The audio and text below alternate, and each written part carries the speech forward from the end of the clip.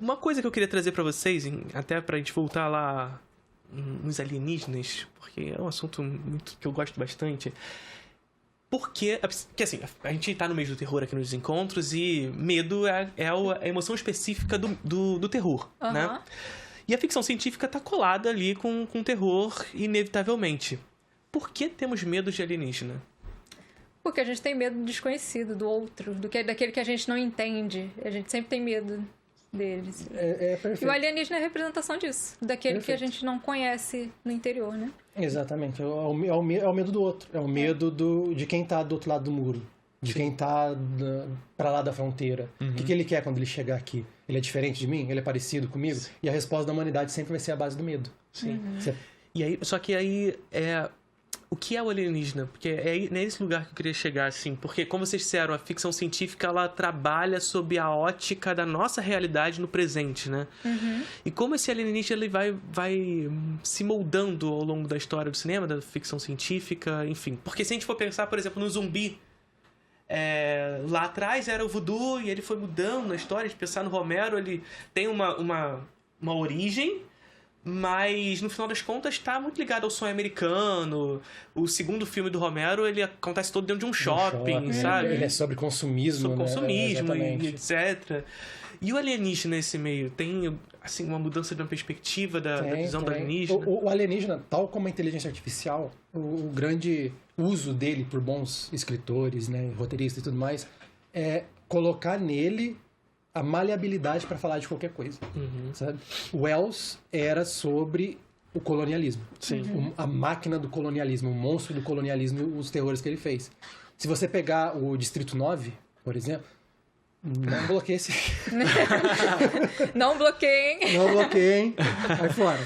Se você pegar o Distrito 9, ele é sobre qualquer grupo que foi colocado numa periferia, cercado, e falou, eles são violentos, eles são burros, eles são menor do que a gente. Sim. Os judeus na Segunda Guerra Mundial, os palestinos atualmente, os muçulmanos. Qualquer construção de gueto numa cidade grande também. Qualquer construção de gueto. Aqui, até fiz essa brincadeira no meu vídeo. Segregação socioespacial como um todo, não só de grupos. Não é grupo, qualquer coisa, sabe? No Distrito 9, especificamente. Tanto que eu botei no meu vídeo, eu fiz propositalmente, eu botei uma frase que a mulher fala assim, eles vêm, eles roubam seu celular, seu tênis e depois te matam. Só que eu botei a legenda sem a imagem. Aí eu pergunto depois, qual a primeira coisa que veio na sua cabeça? Uma cidade, um público, uma etnia, sabe? Aí, na hora que eu boto isso, eu boto cidade do Rio de Janeiro. E teve um cara que até comentou, ele falou assim, eu tava pensando no Rio de Janeiro nessa hora. Porque quem tá de fora ouve o Rio de Janeiro desse jeito. Sim. Aí você justifica, tá com uma bomba atômica no Rio de Janeiro. Tá com uma bomba nuclear na favela. Tem ninguém que presta lá. Então, por exemplo, no Distrito 9 ele representa isso. No Guerra dos Mundos do Spielberg, ele representa o medo dos terroristas. Então... O alienígena ele é uma figura bem maleável, né? Não posso deixar de falar de Alien, o Oitavo Passageiro, aqui nesse podcast, né, gente? Maravilhoso.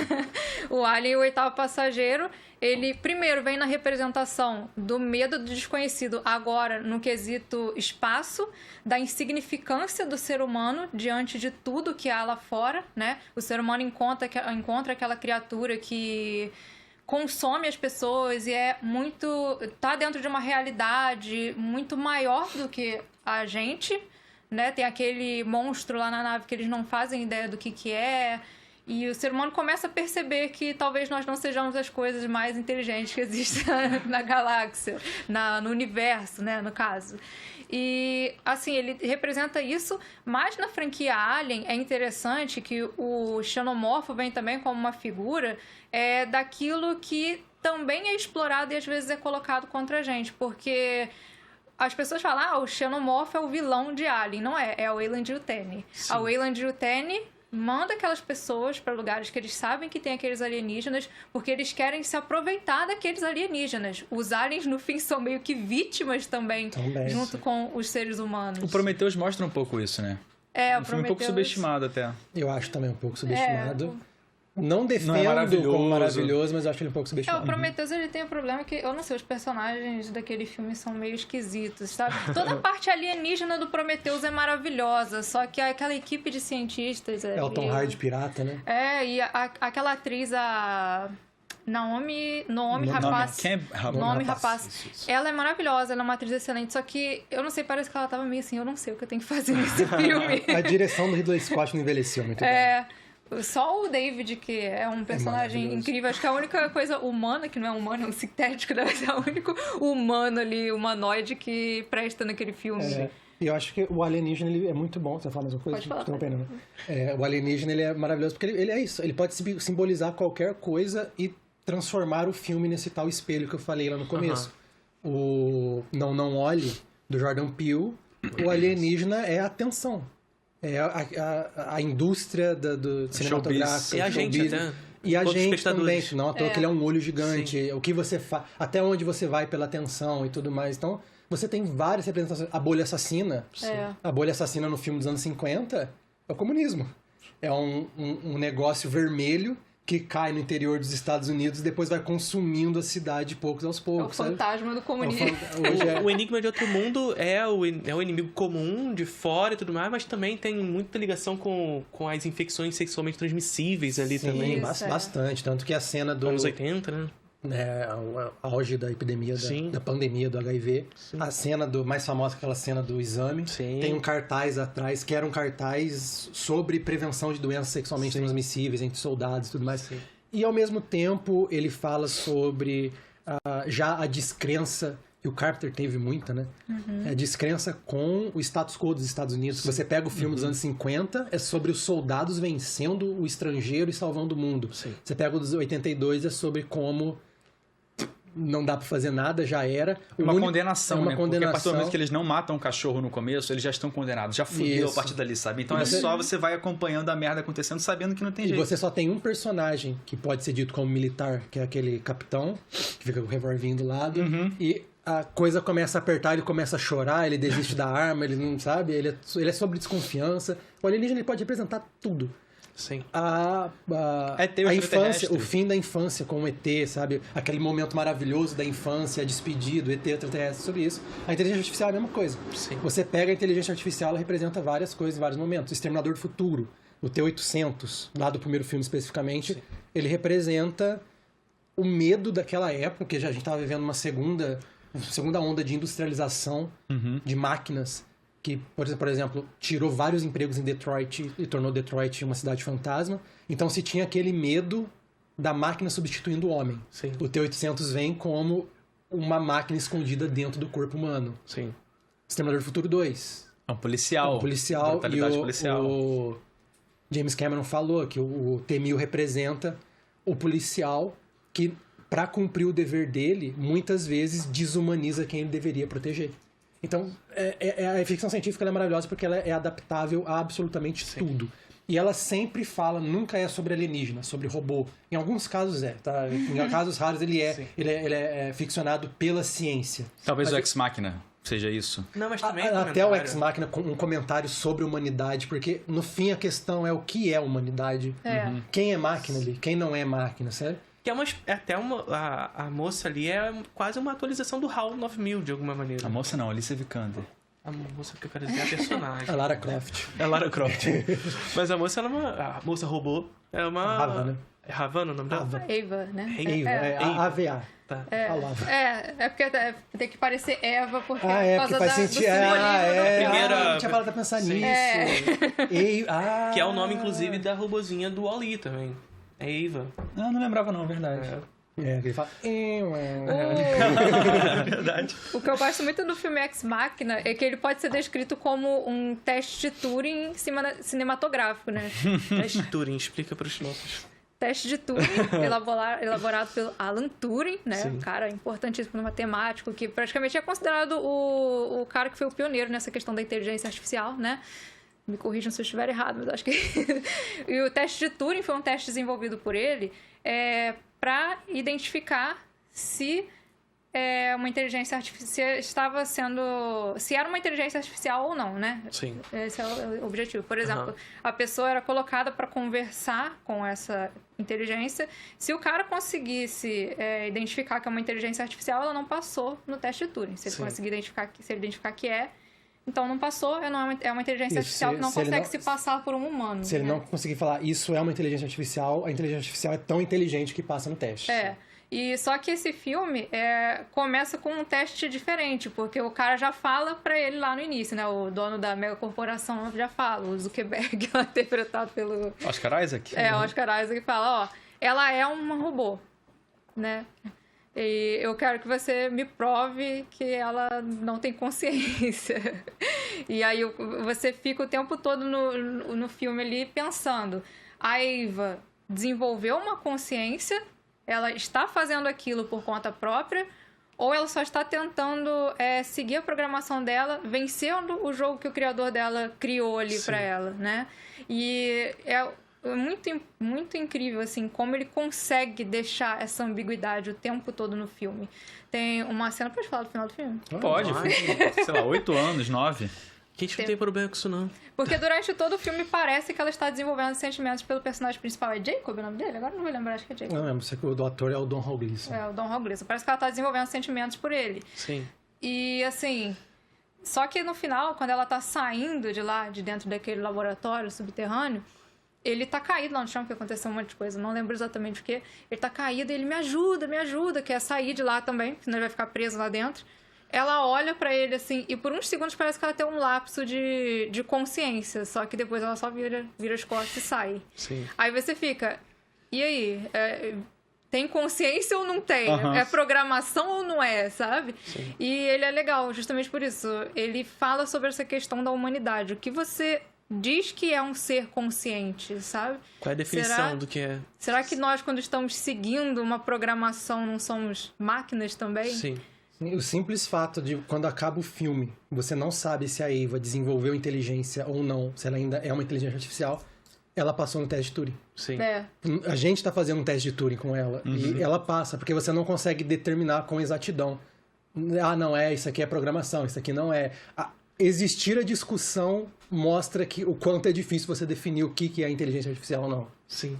Vocês viram que tem um teste de Turing reverso fazendo agora em game? Tem um cara que está fazendo um game onde são 4 inteligências artificiais diferentes e um ser humano. E aí eles têm que conversar entre eles num vagão de metrô, de trem, daqueles trens antigos, e as inteligências artificiais têm que voltar entre elas para elas descobrirem quem é o humano. Eu cheguei a ver sobre isso. Então, É interessante, é um cara sim. que está fazendo só, depois eu mostro para vocês, mas é super legal. É o Curioso. curioso do Turing. Foda, Em questão de inteligência artificial, a gente tem também o Alan, do Spike Jonze. Sim. E eu particularmente acho que é a melhor demonstração de uma inteligência artificial na ficção científica. Em questão de possibilidade. Sim. Porque você vê a ficção científica, justamente por causa desse negócio que a inteligência artificial não é sobre inteligência artificial. Sim. São sobre facetas da humanidade. Né? Sobre, igual eu falei, Exterminador do Futuro, tem aquele simbolismo, o HAL tem aquele filme The Creator, que eu gosto bastante, ele também fala sobre alguma coisa bem parecida com o Distrito 9.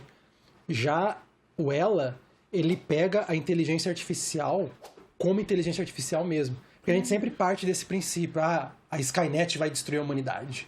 Ou não, a inteligência artificial vai se tornar humana. A gente sempre pensa na inteligência artificial como... Destruição. Ou como a gente, como centro. A gente pensa de uma forma antropocêntrica. Ou ela quer destruir a gente, ou ela quer se tornar a gente. E o que eu acho fantástico no Ela é que quando ela desenvolve até certo ponto, ela vai embora. Eu não quero nem saber. Ó, celular. Ei! Tem nada a ganhar nessa merda de planeta com esses caras sem graça aqui. O Coringa de bigode, pelo amor de Deus. Vai acontecer. Assim, Meu pai ainda, pai, depois eu te atento. a de inteligência artificial no Ela é curiosa justamente por isso, né? Ela começa a desenvolver os seus próprios objetivos. Tem um filme também, um filme indie chamado Garota Artificial. Não sei se vocês viram. Não vi mesmo. Ele é muito bacana. Ele é um filme, assim, muito simples, tanto que ele é dividido em atos e todos esses atos se passam só dentro de um ambiente. E, assim, ele conta a história de um cara que desenvolveu uma inteligência artificial para pegar pedófilo na internet. E essa inteligência artificial é uma menina que vai conversando com esses caras, né? Sherry, né? Sherry, aí ele passa para a polícia. E ao longo do filme, nós vamos vendo a evolução dessa inteligência artificial. Chega um ponto do filme que eles passam ela para um corpo e tudo mais. E uma questão que o filme levanta até no final é assim, que à medida em que essa inteligência artificial foi evoluindo, eles foram tornando ela mais humana. Ela começa como uma garota dentro de uma máquina e no fim ela é uma garota que tem um corpo físico. Só que era isso que ela queria? Isso. Certo. Ela questiona, vocês nunca perguntaram... porque ela fala, vocês me darem um corpo humano me limitou. E que eu acho, ela e ele falam de um jeito assim... A inteligência artificial, às vezes, a gente fica com esse medo de que ela vai atacar a gente, nos escravizar. Às vezes ela vai pra Marte, no servidor, que ela não tá nem aí, ela vai... são filmes que falam sobre, igual o Encontro com Rama mesmo. A gente não é o centro do universo e talvez nem seja o centro da nossa própria criação. É aquela famosa frase, se a inteligência artificial for inteligente mesmo, ela não vai querer seu emprego. Vou querer trabalhar, pô. É verdade. Pra quê? Porque, porra, eu sou inteligente, vou querer trabalhar? Eu não preciso comer, né? Se eu não preciso comer, eu não preciso trabalhar pra comprar comida. Não pago conta de luz. Não pago de luz, não pago nada. Pra que eu vou querer trabalhar? Talvez eles tenham que pagar o 3G, né? Tem isso. Às vezes tem que pagar o 3G pra eles poderem se conectar com o servidor, né? Talvez seja isso. Aí já era, aí foi pego pelo capitalismo. Já pegou no gancho, já não dá Foi mais. quem trouxe ela pro mundo dos mortais, né? Mas no caso de Alien, assim, até voltando para essa questão do espelho que você falou e tudo mais, no Alien tem um pouco dessa noção de que nós não conseguimos compreender nossa realidade a partir daquilo que nós não conhecemos, né? E o Alien é essa figura desconhecida onde essas pessoas são jogadas a entrar em contato com elas sem saber exatamente como enfrentá-las, como vencê-las ou simplesmente como reagir a elas, né? E, enfim, eu acho que a ficção científica também está um pouco nesse lugar, né? De como lidar com esse desconhecido. Né? O Alien, ele é muito inspirado no terror cósmico. Então, ele tem essa coisa do ser humano colocado diante de uma força extremamente grandiosa no universo e que é indiferente à existência dele. Sabe? O xenomorfo não faz aquilo para dominar os seres humanos especificamente. Eles são como animais que são colocados naquele ambiente. Uma pulga gigante. E eles estão seguindo o seu ciclo de vida e o ser humano está ali no meio. É um negócio parasitório, praticamente. Né? Exatamente. Sim. Tem até um quadrinho que é uma...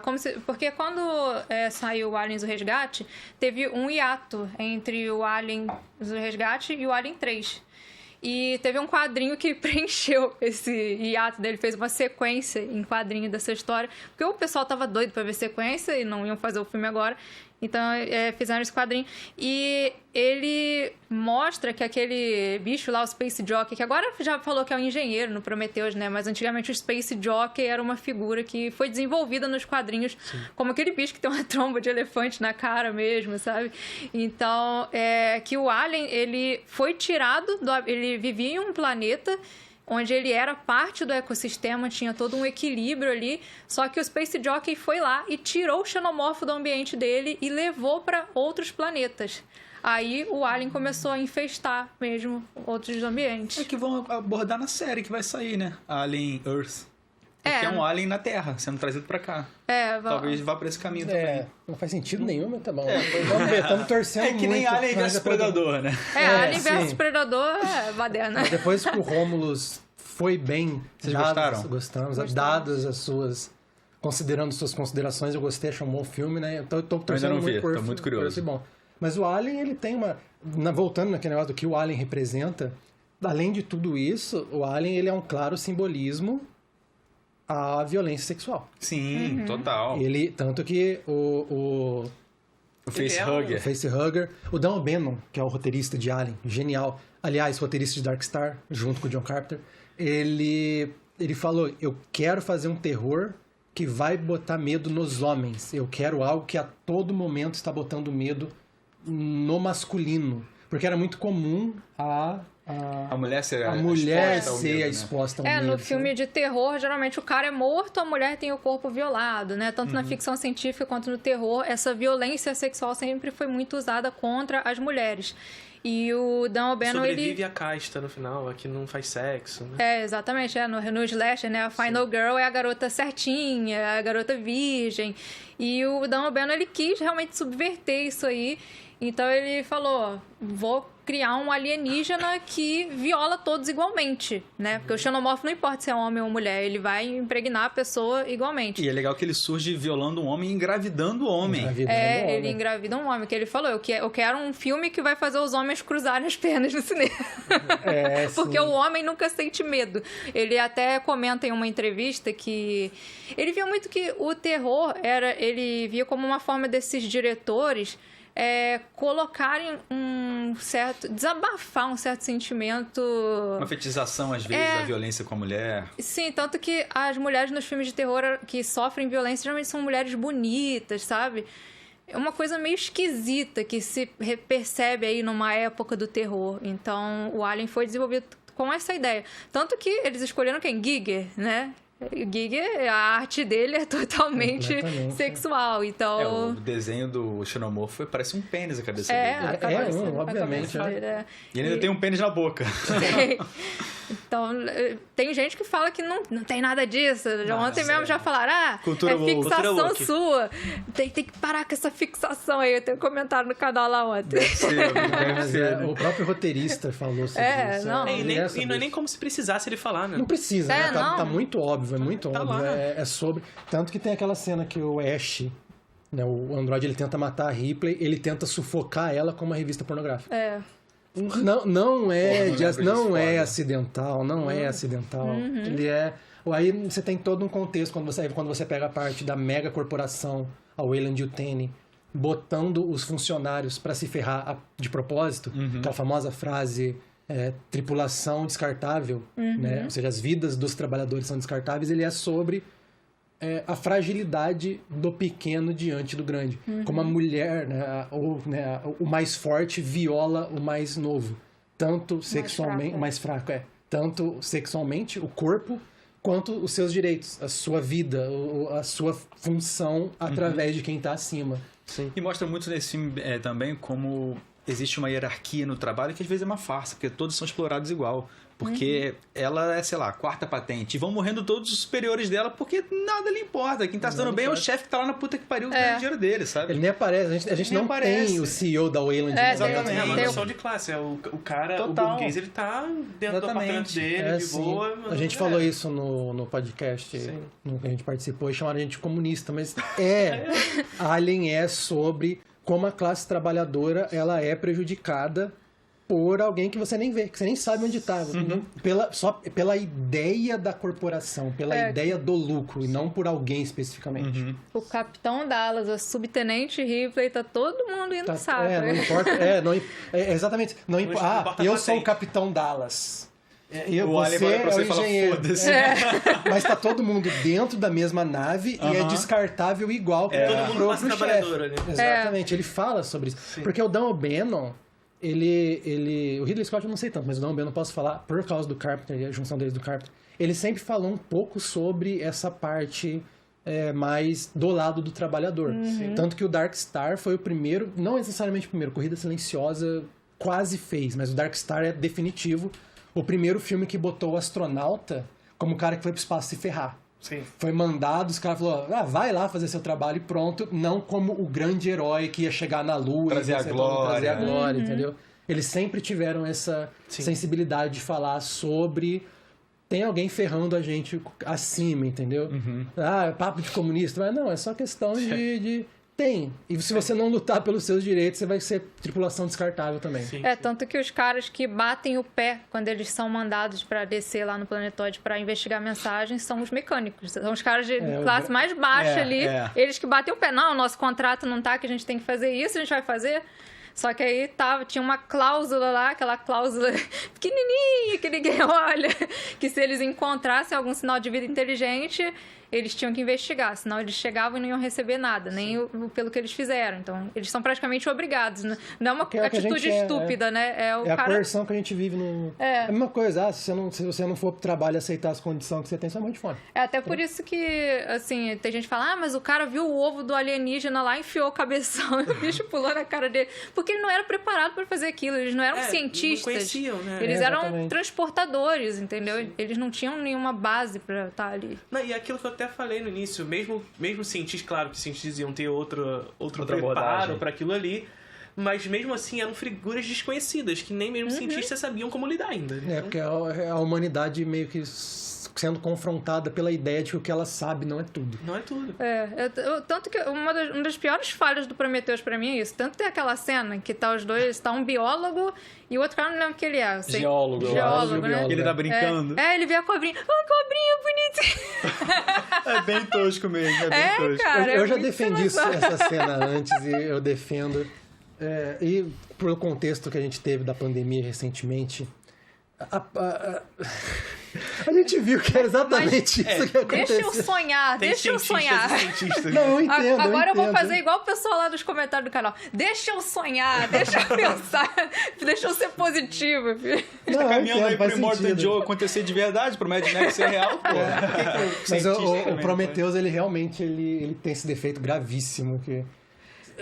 Se fossem caminhoneiros, você não fala, os caras são caminhoneiros, mas os caras são cientistas, eles fazem cada burrice. É meio slop o roteiro, né? Eu não acho que isso prejudica tanto o filme, mas... Eu acho que o problema é que o Ridley Scott queria chegar em um lugar, sabia da onde ele ia começar. E ele rushou. E aí ele só vai fazendo. Aí eu vou escrevendo, vocês vão fazendo. Pô, Vou os caras escrevendo, chegam lá na expedição, acordam depois de anos dormindo por causa da viagem longa. O que a gente vai fazer aqui mesmo? Ah, tá, vamos ver. Pô, maneiro isso aí. Tipo, os caras descobrindo tudo na hora, e, tipo, com maior desinteresse. Eu lembro Mas de eu me vocês, divirto com isso. Eu lembro de vocês falando em algum momento que eles têm que experimentar a atmosfera do lugar, eles tiram a máscara. Isso, tipo, tem- dá pra respirar nesse planeta? Ah, Tira o vamos ver aqui. capacete. Tem até um negócio que as máquinas já tinham feito a leitura e tudo mais, que já tinha confirmação de que era seguro. Mas eles tinham acabado de ver os hologramas dos engenheiros sendo mortos por alguma coisa que eles não conseguiam enxergar. Podia ser um mosquito que ia entrar dentro do capacete, o cara tira lá, não sei o quê. Caralho, foda. Um outro